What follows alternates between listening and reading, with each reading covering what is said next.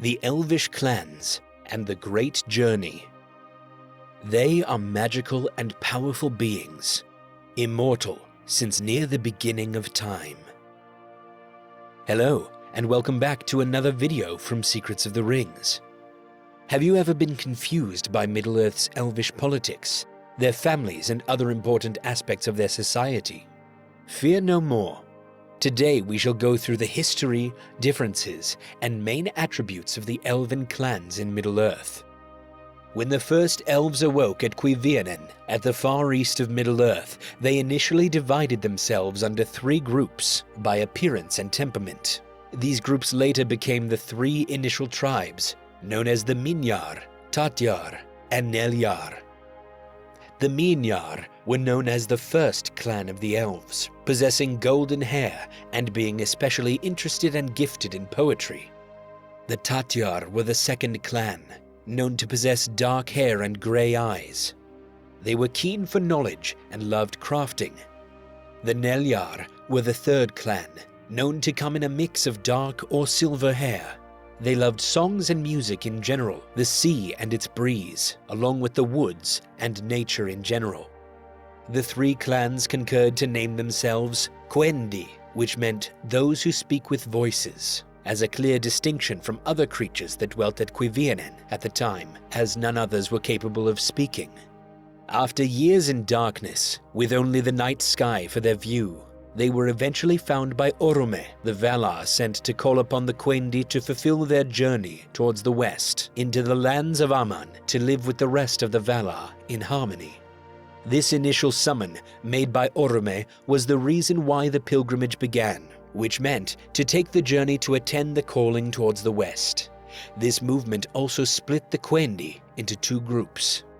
The Avari, also known as the unwilling to attend the call made by Orome. Half of the Quendi who refused the initial calling were of the Tatyar clan, and the other half of the Nelyar clan. The Eldar, also known as the people of the stars, which could be a reference to their love of the night sky, or their use of the stars themselves to guide them through their journey. Those who accepted the summons were given this name by Orome.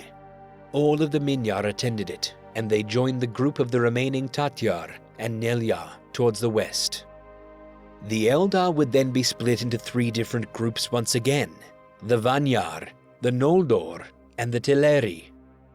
The Vanyar, known as the Fair Elves, were the first and smallest clan of the Eldar to set course to Aman.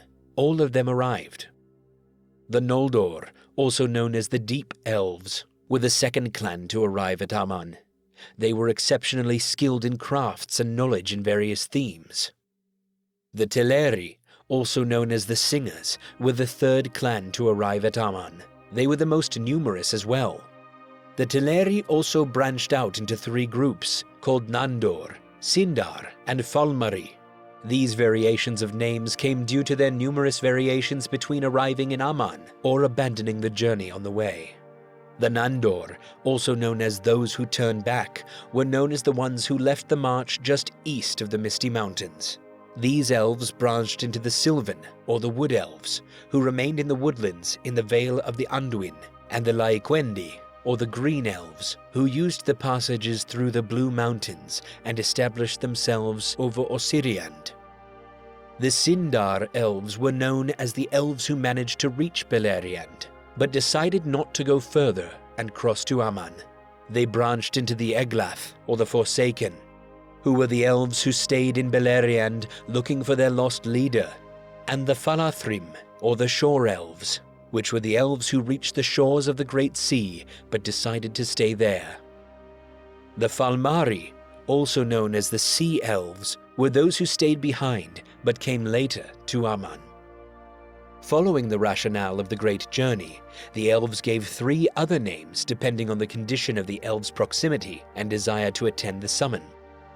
The Avamanyar were the elves who would not go to Aman, who never initiated the journey, nor their descendants.